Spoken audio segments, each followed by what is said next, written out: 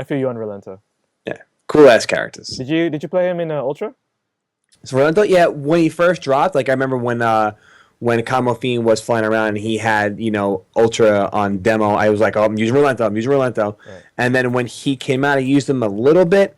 And I was just like, I don't know, like I already invested and I didn't really take the game that serious and I didn't really like the game at that point to continue to take it seriously to learn a whole nother character. So I was like, yeah, he's cool, but I'm just gonna stick to jumping back and throwing fireballs, and when you jump, I'm gonna DP, and that's it. Because really didn't want to invest in the time and then to him or the game much. So, but I did like the character a lot. I liked watching him. I liked watching Nemo. Angel actually use him. Yeah, Moons used him too actually. Nemo as well. Yeah. So but yeah, I never really got around to seriously like using him again because at that point I was like, oh whatever, it's Street Fighter 4. I don't really care anymore. Alrighty, so we are talking to this year's winner of Brawl, 2016 champion of Street Fighter 5. How do you Unbelievable. feel? How do you feel, Joe? Oh my god. Well, I was completely shocked that I won. I was stressing out again. Yeah, my god. But we actually here on I guess the whole Northeast Long Island area, dude, we really try to grind this game, and every beta we were playing. So I was pretty confident that I was going to do okay. Like I was like, I hope I can get top 8, but I definitely didn't necessarily think I was going to win the whole thing, especially after Julio waxed me 3-1. And then and they were good plays. Julio was there, Art was there, Champ was there. A bunch of my friends were there that I know are good that I could lose to.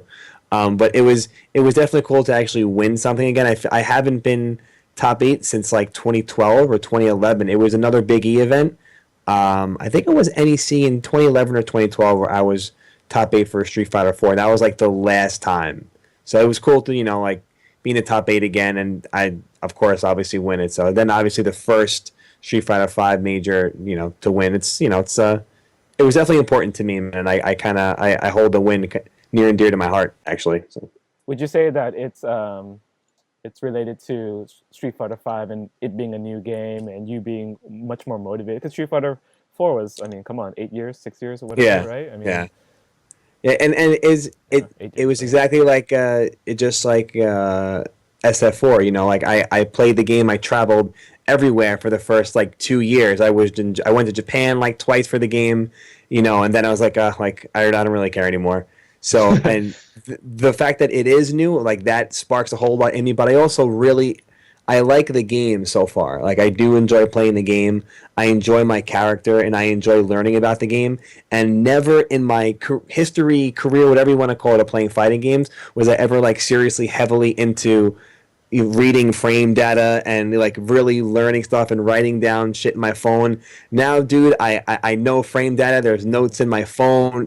I've never rewatched a match that I've played. I actually try to avoid any video of myself on the internet at all times. I can't stand watching them, be it playing or interviews. But for the first time ever, I was rewatching top 8 matches, even if I won, trying to see what I did wrong, how I got hit, certain setups that I got hit by, things that I adapted to either too late or didn't adapt to at all. So like, I mean, I don't know. It's like a whole bunch of stuff, man. And I'm not sure why. An exact reason why I have this, strong drive to be good in the game, but it's definitely there. I would say that I can see it. I can see how much you really like this game, and the whole. I like how most of the public is now saying frame data is really important, and there's a bunch of tutorials on how to read frame data. Yeah, how to read it. Yeah, And it's a lot of videos by people that probably can't read frame data, but like want to make the video. But I think it makes this game so much easier to understand, which means it's much more enjoyable. Watching replay matches, the execution barrier, even though there's a good and bad side to it, the good side would be that like for example in Street Fighter 4, if I wanted to test out like a Viper setup, I can't do it because I can't do Tiger Knee, burn, whatever it's called, right? But in Street Fighter 5, I can do pretty much everything. So like I can test it out easily. That's true. I never thought of that. Yeah, that's a good point.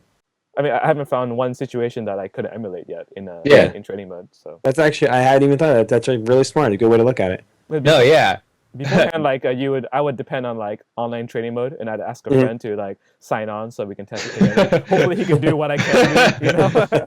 When Street Fighter 5, we're like, man, Get the hell away No. from me. I can do this shit. Yeah, no, yeah, that was one of the first things I noticed. I was like, dude, this is gonna be weird because of the 3-frame leniency. You'll never see anyone miss a combo ever again, unless it's like they're really, really nervous or whatever. But And everyone that could still do happens. everything. It still happens once in a while, but like if you want to do something, you're gonna do it. It's like you can, if you want to punish something, it's like one frame punishes are actually 3-frame punishes in this game, right? Yeah. So you're never ever gonna miss that. That's why in Street Fighter 4, frame data was really important, but it wasn't as important because not everyone could reach that level where it was important. You know what I mean? Like, oh yeah, I could punish Balrog's 3-frame dash straight with a 3-frame move if I'm godlike, but most people aren't godlike, right? Mm-hmm. So, but in this game, everyone's godlike in that sense. Hella cocky people coming from isn't it funny how like the big tournament that you win, like it's a tournament that you like you didn't really necessarily like stress over, you know? Like in my experience, that's how it goes. Like every tournament where I'm like I gotta practice like whatever 5 hours a day every single day. I don't win that shit, you know? Like Yeah. like I do okay or whatever. Yeah. But it's like it's just as long as you keep playing and it's in your mind, you know, in the back of your mind, I guess. Yeah, I Like- think it is a big mental piece to it. Like you said, it is a very big mental piece. I usually go into games, especially now. Like I even go into the way I play them totally different. I try to stay like calm and cool and collected while I'm playing. Like try to keep a nice even keel tone. Dude, usually back in the day if I won, I fucking get up, I throw my stick, I stand up on the chair, I'd be like, this fucking guy out of here. And now like I'm very calm. Like even during the top 8, I think I got up once and did something like, you know, but I wasn't too crazy, but like even the last hit when I won. Yeah, like exactly, yeah. But even like that last hit, like, everybody else got up, and I was like, I'm not moving until it says KO. Like I think I'm not going anywhere. I think that's just growing up. Cause, Yeah, maybe it is. Yeah. I think when I was like early 20s, I would get so salty or I would get overexcited. But now I'm just like if I win, I'm like, oh yeah, I did that. But I think that just might be like a maturity thing overall. You know, older people tend to be less, dramatic about stuff. Yeah. So I think that's kind of helped me out. 'Cause, like it really helps me focus on playing. You know what I'm saying? Not really worry about what's going on around me or people or crowd or whatever, scream and yell. You know, it's just me and who's ever sitting by my side and just the game. You know. Right. There's one reaction that you can't control though. It's like when you like win something like just barely, and then you like just stand up, hella quick. Like you can't do that. That's nonsense. No matter how old you are, you're always going to be doing that. Okay. Who was your most difficult match at Winter Brawl? Well, definitely Julio. Besides Julio, then probably Champ. Yeah, I mean, there's that clip online of you throwing him like 800 times in the corner. So it's all a third strike, baby. It's all a third strike. But I mean, like technically speaking, couldn't he like quick stand? Or Yeah, fall just and don't then quick jab, stand. right?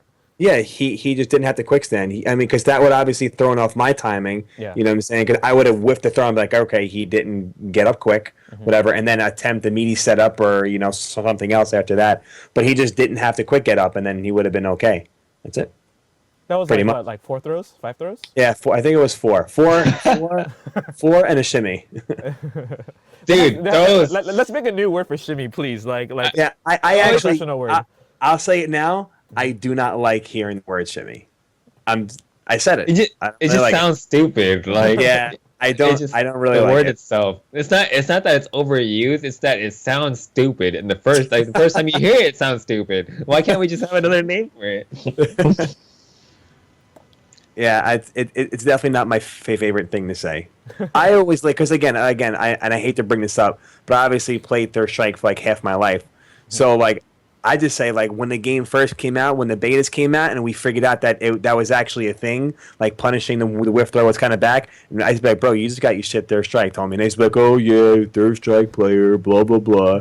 You got your shit Third Strike. Y'all Yo, that But shimmy, yeah, that shimmy was sick, bro. I hate. Yeah, I'm not a huge fan of the word shimmy. I said it. Whatever. It's over. Now everybody Walk knows. in, walk out. I mean, shit. There has to be one word. It has to be like a Just one throw word. bait. I mean, you could say anything. Throw bait. Fake. It could be anything. Jode him. You jode him. Joe him. There you go. No, but for reals, throws are so good. They're not. They're bad, but at the same time, they're very good. Yeah. Because they're hard to tech. Because you don't want to tech. Like every last bit of you does not want to press anything, but you have to, right? You have to eventually. It's fucked up.